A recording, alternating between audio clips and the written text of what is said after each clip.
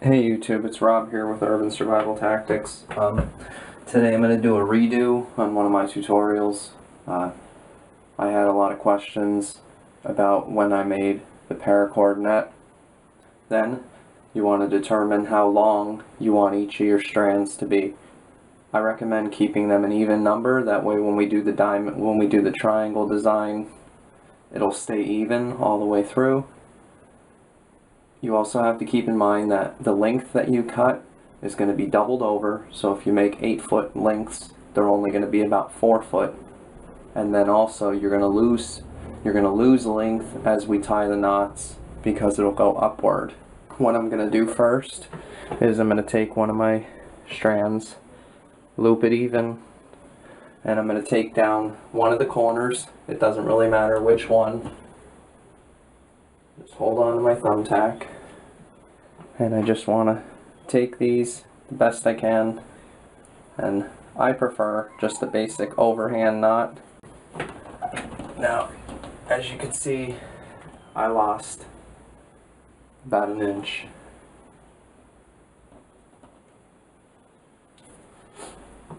That's one way to do it. You can tie each one of your lines on here. We'll just go ahead and we'll do the other side now. Same exact concept. You don't have to use the overhand knot like I did. Any knot that you feel comfortable that won't slip, you can feel free to use that. You just have to be cautious that knots do slip. Then we'll just take our thumbtack and we'll put that back on the wall. Now you get your next one, and you want to basically go for even spacing. You want to make sure you have it. Now another way to do this is to do a hitch, to basically put your loop behind your line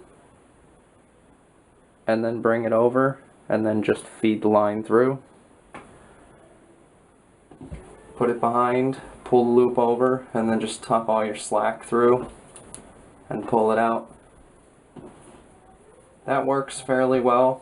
The only problem that you won't have much of a problem of slipping, but they will move slightly in between your diamonds, but they can only move as far as the net allows. So you can either tie them the hitch like I just showed, and I'll go back and I'll do that again. You'd put this part behind the line like so, pull this over, and then just grab all your slack and pull it through and just hitch it on there. That's the way I'll do this, but you need to do the corners with real knots. And somebody also asked me about melting the paracord ends. This isn't paracord. I'm just using a basic Coughlin's camping cordage. I just wanted the spool. That's why I use this. I'm gonna wrap my real paracord around this. This was like 50 feet for only like $1.20. I bought it just so I can get the spool. But we'll just repeat the process again, keeping in mind that you want to try to keep them evenly spaced. I'm using, I believe I cut 8.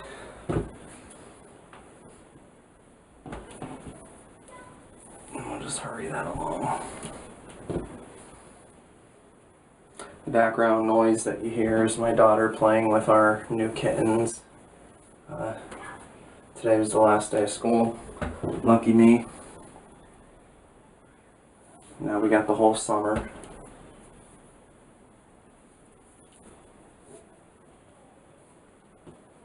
Okay, so we just want to make sure all of our spacing is pretty good. And our slip knots on the top are nice and tight. Okay, now we're going to move on to our next step, which will be tying our first triangle.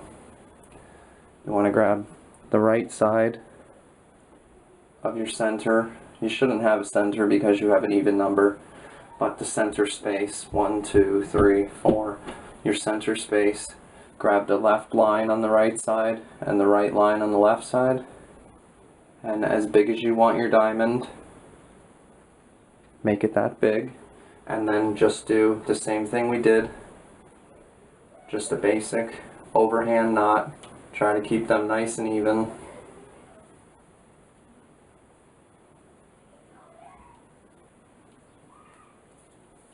Try to get even amounts of cord. That way your bottom of your line is not too far off from each other. And you should come up with a triangle like that. And then you can go to either side, but you want to do each row. Never move down until you finish the row. So we move on to the one in the next segment, and you'll take the one line that's hanging down with the line that's closest to you on the other side. Go down to about the height of your knot, and then do the same thing, just a basic overhand knot. I think it's called an overhand knot. Just the simplest knot that everyone knows how to do. And then just make sure both lines are nice and taut. And there you go. Now you have two sections, and then do the same thing. Make sure they're even. Tie a basic knot.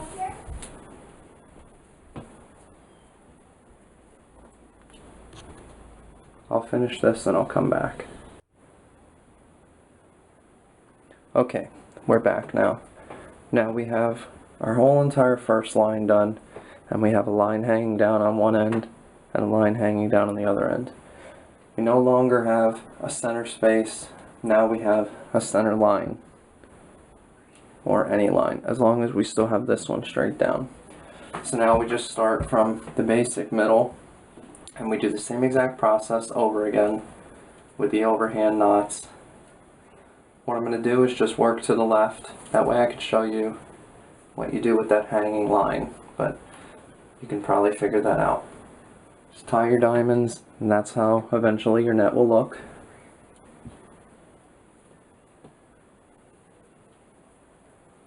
Like I said in the beginning, we're just basically doing simple knots and just making sure they're nice and tight before we move on.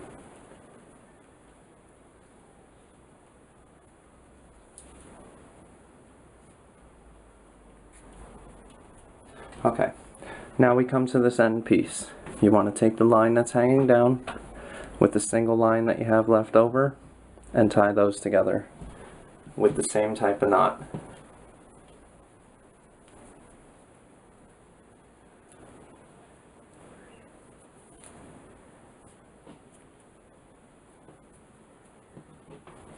And there you have it. That's the beginning of your net. Now, we'll keep going. Depending how big your net is and how small your knots are, could be a tedious process, but it is kind of gratifying at the end to know that you made it yourself, or now that you possess a new skill. This doesn't have to, this net has 1,000,001 uses. You can use it as a net, you can use it as a makeshift rucksack, you can use it for fishing, you can use it to set a trap, you can use it to build your shelter. I mean, this is a false ceiling if you tacked it, but if depending how big the size is that you make, you could tack this between two trees, spike it into the ground with some homemade spikes, and you already have your frame. All you have to do is pile onto it. Same idea for the other side with the strand that's hanging down. You just make your basic overhand knot and tie that in. And again, always make sure they're tight. Now you have your first row of complete diamonds, and now you have a center point again. So repeat, and I'll come back and I'll show you after I get it almost completely finished. Okay, so as you can see,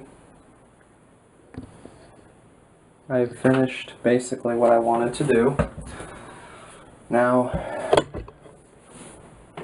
you would want to get your line that you cut the same exact size as your top, and start the tedious process of tying off every single line.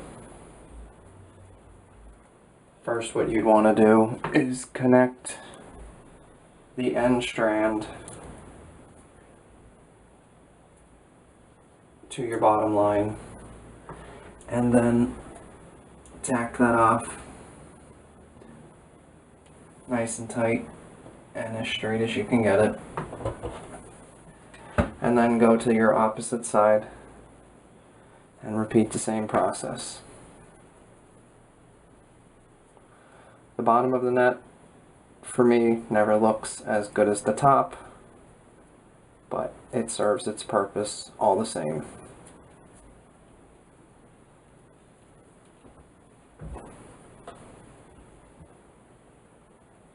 All I'm doing is tacking it nice and tight to the wall and as squared as I can get it. And now for the bottom, you just want to take single strands and tie nice tight knots.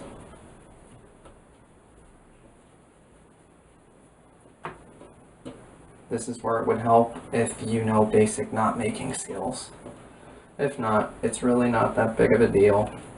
The same concept, just a basic overhand knot that everybody knows how to do, as if you were tying a water balloon or something. It's really nothing too fancy. And the better part of it is, if you were using paracord, this is still I forget what kind of material this is. This does melt, not in the same way that paracord does, but this does melt and seal. So after you tie your knots, if you wanted to, paracord, like I said, would be the best way to do it.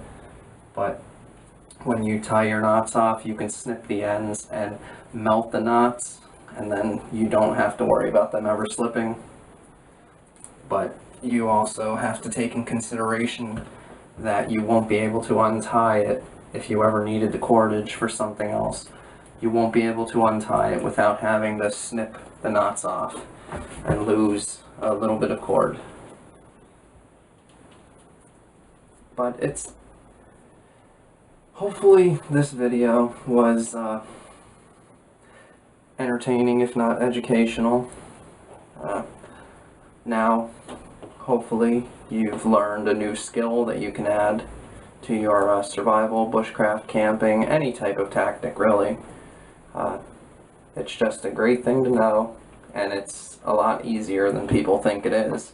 People just see a net and they think, oh wow, it's got to be difficult. It's actually not. Anyone can do it. Oh, I pulled the tack out of the wall.